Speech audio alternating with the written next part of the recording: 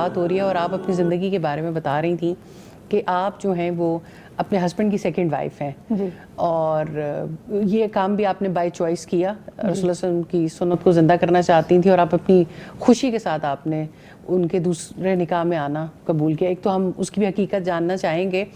میں آڈینس کو بھی بتاتی چلوں میں کسی چیز کو فیور یا ڈس فیور نہیں کری کیونکہ یہ ایک ایسا سینسٹیو موضوع ہے خواتین کے لیے. اگر اس کو چھیڑ دیا جائے تو بہت ناراض ہوتی ہیں. میں آپ کو ایک واقعہ سناتی ہوں. ہم حج پر تھے اور عرفات کا مقام تھا اور ایک چھوٹا سا کلپ تھا جو ہماری کلاس روم میں ریکارڈ ہوا تھا اور استاذہ نے اس کے اوپر بات کی تھی. تو جب ہم عرفات میں وضو کرنے کے لیے گئے واش رومس کی طرف تو وہاں ایک خاتون آئیں اور وہ ناراض ہونا شروع ہو گئیں اور انہوں نے کہا کہ استاذہ کو پہچان لیا. انہوں نے کہا کہ آپ نے اچھا نہیں کیا. استاذہ بہت پریشان ہوئی کہ میں نے ایسا کیا کر دیا. انہوں نے کہا نہیں آپ نے اچھا نہیں کیا. تو انہوں نے کہا کہ اچھا یہ آپ نے ایسا میں نے کیا کیا. انہوں نے کہا وہ آپ نے دوسری شادی کی فیور میں کلپ ریکارڈ کرایا تھا اور میرے میاں ہر وقت مجھے وہ کلپ سنواتے ہیں اور میری زندگی مشکل ہو گئی ہے. تو اس لیے میں نے ایڈوانس میں معذرت کر لی کہ کوئی انٹینشنلی پلان نہیں ہوا. ابھی ہم پوچھ رہے تھے فاطمہ کی زندگی کے بارے میں. تو فاطمہ اپنی اس لرننگ کو آپ شیئر کرنا چاہتی ہیں. صبر و استقامت اس زندگی میں خصوصی طور پہ کس طرح صبر کرنا پڑتا ہے اور استقامت کا راستہ اختیار کرنا پڑتا ہے, اس کے لیے کیا کچھ برداشت کرتی ہیں؟ السلام علیکم فائزہ, بلانے کا شکریہ اور اس موضوع پہ اتنے بڑے پلیٹ فارم پر بات کرنے کے لیے بھی بہت تھینک یو. پالیگیمی بالکل بھی پاکستان میں عزت کی نگاہ سے نہیں دیکھی جاتی. انبیاء کی سنت ہے, نبی کی سنت ہے, لیکن ہم اس کو بہت زیادہ ڈفرینٹلی کو ریلیٹ کرتے ہیں. ایسے ہی عربس کنٹری میں یہ ایزی ہے, مرد بھی اس طرح ٹرین ہوتے ہیں, ماں نے ایسی ٹریننگ کی ہوتی اور لڑکیاں بھی ویسے ٹرین ہوتی ہیں. ماں نے ٹرین کیا ہوتا ہے کہ آپ نے کس طرح ایک دوسرے کے ساتھ کو وائف کے ساتھ ایگزسٹ کرنا. ہمارے یہاں نہ سوسائٹی قبول کرتی ہے نہ کو وائف قبول کر رہی ہوتی ہے آپ کو کہ آپ اس کے ساتھ ایگزسٹ کریں. اپنی ذات کی جب بات آتی ہے تو آپ انسان اپنی ذات پہ ہر مشکل برداشت کر لیتا ہے, لیکن جیسے جیسے بچے زندگی میں شامل ہوتے ہیں تو ان کے لیے برداشت کرنا مشکل ہو جاتا ہے. ان کی خواہشات, ان کے چھوٹے چھوٹے سوال, بابا نے یہ کیوں کیا, آپ میں کیا کمی تھی, آپ کیوں کرنا چاہتی تھیں. تو یہ چیزیں کبھی سوچی نہیں تھی. سوچا یہ تھا کہ نبی کی سنت ہے اور دین پر چلنا ہے تو اسی طرح چل سکتے ہیں. کیونکہ میرا پہلے کبھی نکاح نہیں ہوا تھا, میں سنگل تھی, تو پہلے چیلنج تھا گھر والوں کو منانے کا کہ اس کو ٹرائی کرتے ہیں, لیٹس ٹرائی دس. اچھا صحیح.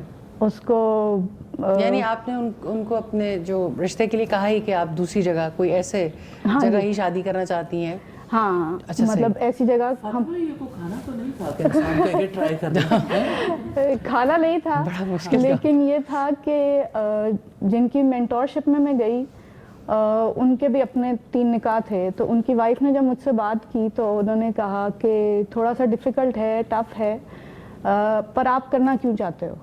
تو مجھے یہ لگتا تھا کہ اس کی بات نہیں ہوتی, ہمارے معاشرے میں اس کو اچھا نہیں سمجھا جاتا. میرے فیملی میں ایسے لوگ تھے جو اوور ایج ہو گئی تھیں, میری فرینڈس تھیں, بہت اچھے ہیں, کوئی رشتہ کیوں نہیں لیتا, کیا وجہ ہے, کیوں نہیں لوگ آگے بڑھتے اور قبول کرتے. جب آپ صاحب حیثیت ہیں, آپ کو اللہ نے اتنا مال دیا ہے, آپ چلا سکتے ہیں, آپ کیوں نہیں چلاتے. مردوں میں کیا مسئلہ ہے, کیوں نہیں چلاتے وہ 2 بیویوں کو. میرے ہسبینڈ نے جب اپروچ کیا اور پیرنٹس سے بات کی, کنونس کیا, بہت زیادہ سمجھے ہم نے, وہ دیکھی, سوشل بائیکاٹ دیکھا میری سائڈ پہ بھی اور ان کی سائڈ پہ بھی. میرے صرف پیرنٹس میرے ساتھ تھے, بہن بھائی تھے, ان کی سائڈ پہ بھی سب پیچھے سے ساتھ تھے. سٹینڈ کسی نے نہیں لیا. اللہ نے کروا دیا, دوست احباب مل گئے. ایکسیپٹنس بہت آہستہ سمجھیں, اب آہستہ لوگوں میں آ رہی ہے. اب بھی ان کے جو حلقہ احباب میں اگر جو سیکنڈ وائف ہے وہ تو ایزیلی مل لیتی ہیں, لیکن جو سب کی فرسٹ وائف ہیں وہ مجھ سے کنارہ کشی کر جاتی ہیں کہ اچھا ان کے بھی وہی فرینڈس ملتے ہیں جن کی سیکنڈ وائف ہے, پریشر گروپ کے. ہاں وہ کہ کہیں ان کے ہسبینڈ کنونس نہ کر لیں میرے ہسبینڈ کو کہ آپ دوسری کر لیں. لیکن یہ آپ یقین مانیں میرے لیے اتنا مشکل نہیں ہے جتنا مشکل میرے ہسبینڈ کے لیے. اچھا, کہ ان کو بیلنس کرنا ہے. کیونکہ جب میں نے آہستہ آہستہ دین سیکھا تو میں نے ان کو کہا کہ دیکھیں مجھ سے تو اللہ نے سوال کرنا ہی نہیں, بیلنسنگ تو آپ سے ہے, مجھ سے تو اللہ نے پوچھنا ہی نہیں, اور میرا جتنا نصیب ہے نا آپ کے ساتھ وہ تو مجھے مل جانا ہے. اگر میں کسی کی پہلی بھی ہوتی نا تو بھی اتنا ہی ملنا تھا, اس سے زیادہ مجھے مل نہیں سکتا. جتنی آپ کا ساتھ ہے وہ اتنا ہی ساتھ ملنا ہے, جتنا آپ کا پیسہ ہے اتنا ہی پیسہ ملنا ہے, جتنی آپ کی اولاد ہے اتنی ہی اولاد ملنی. اس سے زیادہ مجھے اللہ نے آپ سے دینا ہی نہیں ہے. یہ تو تقدیر پر ایمان ہے نا ماشاءاللہ. تو پھر میں کس بات سے جھگڑا کروں.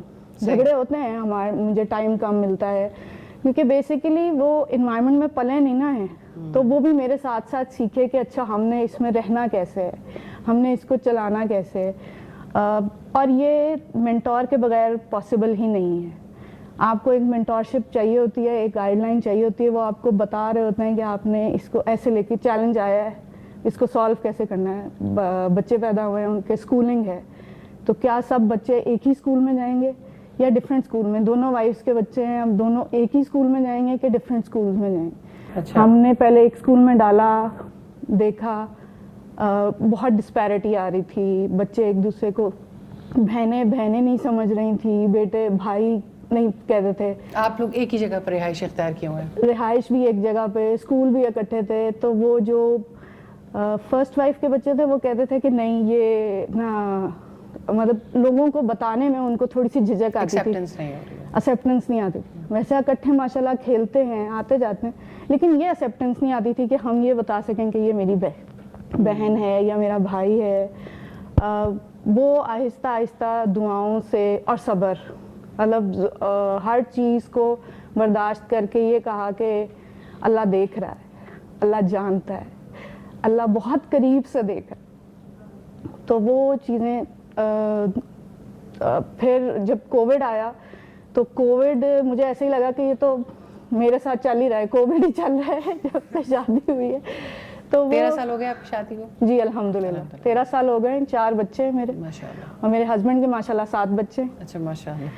تو لیکن الحمدللہ, لیکن قرآن کے بغیر, حدیث کے بغیر, صحابہ کی سنت کے بغیر ہم نہیں چل سکتے. اور شاید آپ کا موٹیو بڑا کلیئر تھا, آپ اس سنت کو زندہ کرنا چاہتی تھی, شاید اس وجہ سے بھی مطلب آپ ابھی کو یہ مشکلات برداشت کرنا آسان لگی. نہیں, لیکن دوسری بات جو انہوں نے کہی نا مینٹورشپ, وہ بہت زیادہ ضروری ہے کہ آپ کو کوئی اچھا گائیڈ کرنے والا ہو, اور کنٹینیوس کاؤنسلنگ چاہیے نا. جی بالکل صحیح.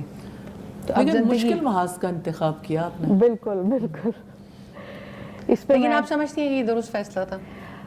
دیکھیں آگے اب بچوں کی شادیاں کروں گی تو میں ابھی تو اپنی ذات کے لیے تو مجھے لگتا ہے کہ یہ ٹھیک تھا. اس سے اگر اللہ تعالیٰ کہتے ہیں کہ میں نے لکھا ہے تو پھر اللہ نے لکھا ہوگا یہ میں نے, ٹھیک ہے. چاہے میں نے دعائیں مانگی ہیں کہ کیونکہ میں جب یونیورسٹی سے نکلی تو دعا یہ کہتی تھی کہ اللہ مجھے چن لینا اپنے کسی کام کے لیے. اچھا. تو 5-7 سال صرف یہی دعا تھی, اللہ مجھے چن لینا, اللہ مجھے چنا ہوا میں بنا دو.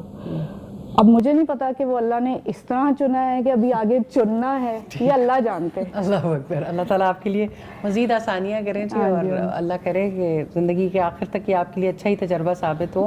یقیناً اس میں کوئی حرج کی بات نہیں ہے, لیکن وہی والی بات کہ اس کو اتنا, اس کے تذکرے کو بھی اتنا خوفناک بنا دیا گیا ہے کہ خواتین اس پہ بات کرنا, یا مرد حضرات تو بیچارے ہر وقت ہی کرنا چاہتے ہیں, لیکن خواتین سننے کے لیے تیار ہی نہیں ہے. تو اتنا ریاکشن انہیں فیس کرنا پڑتا ہے, اور ایسی خواتین کو بھی بڑا کم. جیسے آپ نے کہا کہ ان کی دوسری بیگمات جن کی بیویاں ہیں وہ تو مل لیتی ہیں, باقی تو ملتے بھی ڈرتے ہیں.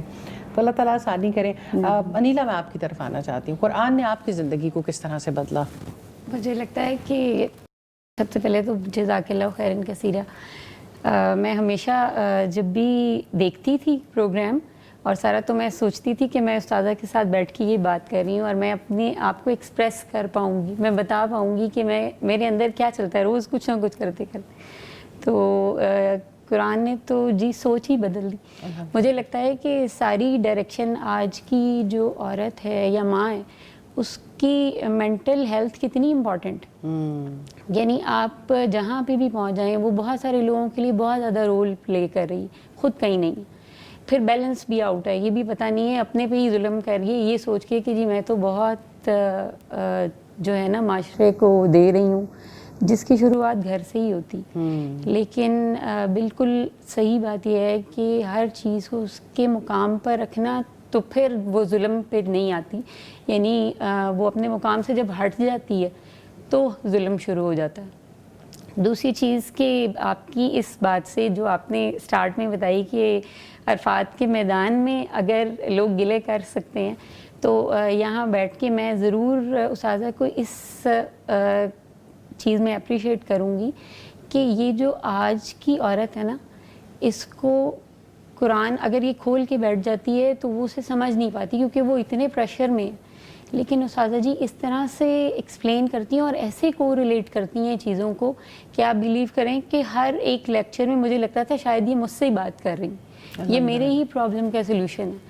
اور اس کو ریلائز کرتے کرتے اور جماتے جماتے عمل کرتے کرتے تو ایسے ایک سکون آ گیا. اور پھر پوری ایک ٹیم جو چل رہی تھی، کیونکہ میں آن لائن کر رہی تھی تعلیم القرآن چھوٹے بچے کے ساتھ، پتہ نہیں اللہ تعالیٰ نے ایک چیز میرے دماغ میں ڈالی کہ یہ بچہ اس کے ساتھ مجھے جاگنا ہی جاگنا ہے. میں نے کیونکہ ماشاءاللہ میرے 4 بچے ہیں تو پہلے 3 میں مجھے اس طرح کا ایکسپیرینس نہیں ہوا کیونکہ میں جڑی نہیں تھی.